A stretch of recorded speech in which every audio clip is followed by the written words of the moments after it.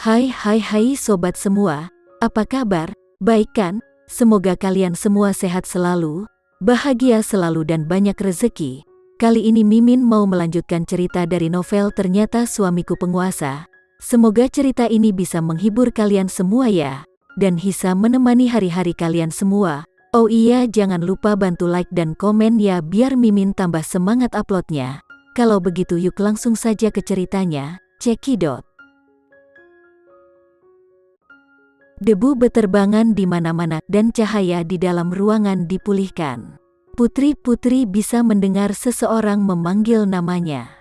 Itu adalah suara yang hangat dan akrab, rendah dan dalam pada saat yang bersamaan. Itu adalah suara paling menakjubkan yang pernah dia dengar dalam hidupnya. Dia membuka mulutnya dan ingin memanggilnya hanya untuk menemukan bahwa tubuhnya dipenuhi dengan ketakutan dan kecemasan, dan dia tidak bisa mengatakan apa-apa. Randy memindai ruangan dengan cepat saat dia masuk, mondar-mandir dengan cepat ke arahnya dan menelan tubuh gemetarnya ke dalam pelukannya. "Putri, jangan takut. Tidak apa-apa sekarang." Dipegang dalam pelukan Randy, Putri menemukan bahwa dia telah lama berubah menjadi genangan air.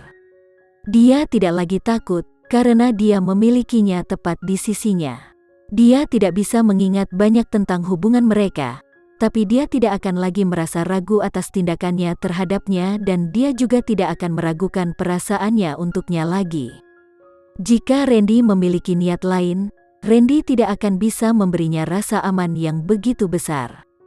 Meskipun Putri tidak dapat mengingat bahwa dia pernah menjadi istrinya, hatinya tidak diragukan lagi dan tanpa sadar tertarik pada Randy. Bagaimana mungkin kamu tidak jatuh cinta pada pria yang baik hati, lembut, dan perhatian seperti itu? Butuh beberapa saat sebelum Putri mengangkat kepalanya dan dia bertemu dengan mata Randy yang penuh perhatian dan penuh kasih, yang membuat hatinya sakit. Putri berkata, "Randy, maafkan aku. Aku tidak akan membiarkanmu mengkhawatirkanku lagi." Terlepas dari ingatannya, Putri menginginkannya. Dia ingin menjadi istrinya, ingin dia memegang tangannya dan tidak pernah melepaskannya. "Tidak apa-apa, sekarang ayo pergi." Randy mencium keningnya, meraih pinggangnya dan membawanya keluar dari kamar. Duduk di dalam mobil, Putri berbalik untuk melihat kembali ke tempat dia dulu tinggal. Langit sudah mulai gelap, karena rumah sudah lama dibiarkan kosong, halaman ditumbuhi rumput liar, memberi dari getaran menakutkan dari kehancuran. Randy memerintahkan sopir untuk pergi. Dia terdiam setelah itu. Tatapannya gelap, seolah-olah dia marah tentang sesuatu. Citra, yang berdiri dalam kegelapan, melihat Putri dibawa pergi oleh Randy. Air mata mulai mengalir di matanya saat dia melihat mobil mereka pergi. Setelah bertahun-tahun, cinta Randy untuk Putri tetap ada, bahkan mungkin lebih dari sebelumnya. Kamu bisa tahu itu dari cara Randy gugup saat melihat Putri. Randy muncul tidak lama setelah Putri datang ke rumah. Mungkin dia tidak tahan berpisah dengannya. Dengan tidak adanya Putri, Randy dapat terlihat muncul di mana-mana di berita, TV dan bahkan internet. Untuk seorang pria yang belum pernah tampil di TV, tidak pernah berada di depan kamera, dan misterius bagi publik, Randy akan berubah dengan langkah besar hanya untuk Putri. Tahukah dia betapa beruntungnya dia bertemu pria seperti dia? Citra telah memikirkannya berkali-kali sebelumnya.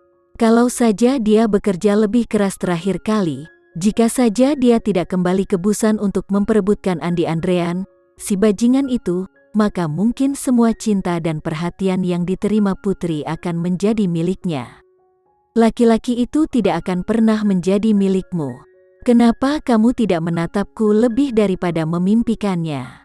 Terdengar kekek dan Citra ditarik ke dalam sepasang lengan yang kuat dengan paksa.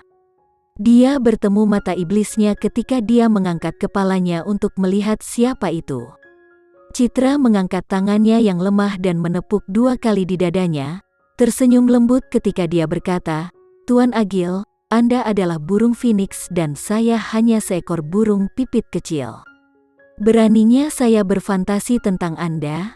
Kamu tahu bukan itu, tapi itu karena kamu tidak pernah tahu kapan harus berhenti. Saat itu ketika Putri menjalin hubungan dengan Andi Andrean, kamu bertengkar dengan saudara perempuanmu karena dia. Kemudian Putri menikahi dengan Randy, dan kamu sekarang juga menginginkan Randy. Kamu tidak benar-benar mencintai laki-laki itu, kamu hanya terbiasa merampas barang-barang milik Putri. Agil memandang Citra sambil menunjukkan pikirannya tanpa ampun. Mereka telah bekerja sama selama beberapa tahun sekarang, dan dia pikir dia bisa membaca wanita ini seperti punggung tangannya. Hahaha, jawab Citra. Agil mencibir. Tidak perlu menjelaskan keadaanmu kepada orang-orang yang percaya padamu. Mereka yang tidak percaya padamu, mereka tidak akan pernah mempercayaimu. Tidak peduli seberapa banyak kamu mencoba menjelaskan kepada mereka. Menurutmu tidak? Agil tersenyum, sambil mengangkat dagu Citra dan berkata, kalau begitu apa itu tadi? Citra menepuk dadanya lagi dan berkata, aku hanya senang. Bagi Citra, Dirga hanyalah mitra bisnis dan dia tidak pernah merasa berkewajiban untuk berbagi pemikirannya dengannya.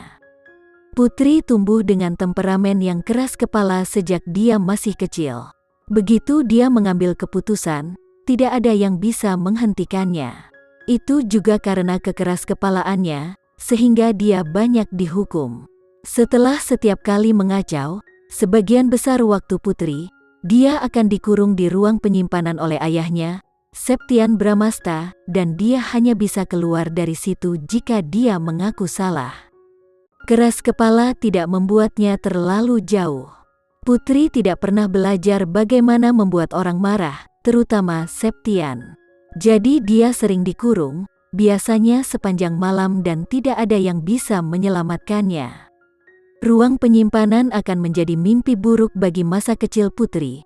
Jadi Citra hanya ingin menguji dan melihat apakah Putri benar-benar kehilangan ingatannya. Hanya itu, dan tidak ada yang lain. Citra dulu berpikir bahwa segala sesuatu yang menjadi milik Putri harus menjadi miliknya. Dia memiliki mentalitas kecemburuan dan kebencian. Tapi sekarang dia hanya iri dengan perhatian Randy terhadapnya. Agil meraih tangan Citra dan berkata dengan senyum tipis di wajahnya, Citra, apakah aku terlalu permisif denganmu sehingga kamu mulai menjadi semakin nakal di depanku? Sama sekali tidak. Citra mengangkat tangannya dan berbalik untuk pergi sambil berkata, Tuan Agil, kita hanya mitra bisnis. Harap diingat, dan saya tidak akan melupakan wanita seperti apa saya ini. Anda cenderung melihat melalui banyak hal setelah melalui banyak hal, dan hal yang sama berlaku untuk ketenaran dan reputasi. Yang paling penting adalah menjalani kehidupan yang baik, dan itu adalah tipe orang yang dipangkas oleh Citra. Dia telah melintasi jalan dengan kematian sebelumnya, dan banyak orang. Dia akhirnya menemukan semuanya. Hidup ini benar-benar singkat, jadi kamu harus menikmatinya saat kamu masih hidup, dan jadilah orang terbaik yang kamu bisa alih-alih bersekongkol melawan orang lain dan berjuang untuk hal-hal yang bukan milikmu sejak awal. Agil melirik Citra yang berjalan semakin jauh dan senyum di matanya hilang, hanya kegelapan yang tersisa. Dia tidak tahu kapan itu dimulai, bahwa dia mulai mendambakan wanita ini. Perasaan itu begitu kuat sehingga dia tidak bisa mengendalikannya. Keinginan menginginkannya seperti kuda liar yang lepas kendali, berlari liar di padang. Yang lebih dibenci adalah bahwa wanita yang telah diinjak-injak oleh pria, yang dikurung di rumah sakit jiwa dan dirusak, mengatakan kepadanya bahwa dia bukan tipenya.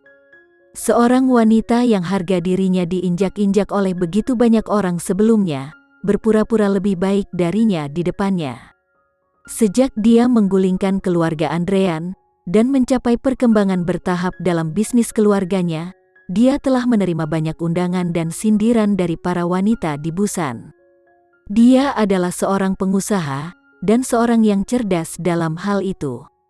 Masyarakat menjadi lebih berpikiran terbuka saat ini. Tidak ada yang akan peduli dengan latar belakangmu selama kamu bisa menghasilkan uang. Tapi itu juga tidak sepenuhnya benar. Mereka kebanyakan hanya berpura-pura bahwa status dan keluarga tidak penting, tetapi mereka pasti akan menilaimu di belakangmu. Jadi ketika seorang wanita tertentu dari keluarga bangsawan di Busan merayunya, dia menerimanya. Adapun Citra, dia juga menginginkannya. Dilihat dari kepribadian Citra, dia tidak benar-benar menolak tawarannya. Mungkin dia hanya berusaha bermain keras. Karena dia sangat tertarik padanya, dia akan memainkan permainan yang ingin dia mainkan. Sementara itu di tempat lain, mobil itu sudah berada di jalan cukup lama dan wajah Randy masih murung. Dia juga tidak mengucapkan sepatah kata pun, dia bahkan tidak melirik Putri.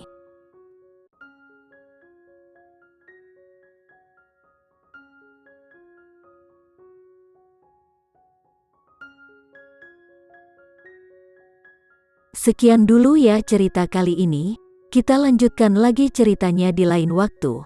Oh iya, bagaimana menurut kalian? Semoga bisa sedikit menghibur kalian semua. Jangan lupa like, share dan komen ya. Untuk teman-teman yang baru nonton jangan lupa subscribe-nya. Hehehe, kalau ada teman-teman yang ingin gabung langganan bisa langsung gabung saja untuk dapat fitur yang menarik dan sedikit membantu Mimin. Terima kasih sudah menonton, sampai jumpa lagi. Bye bye bye.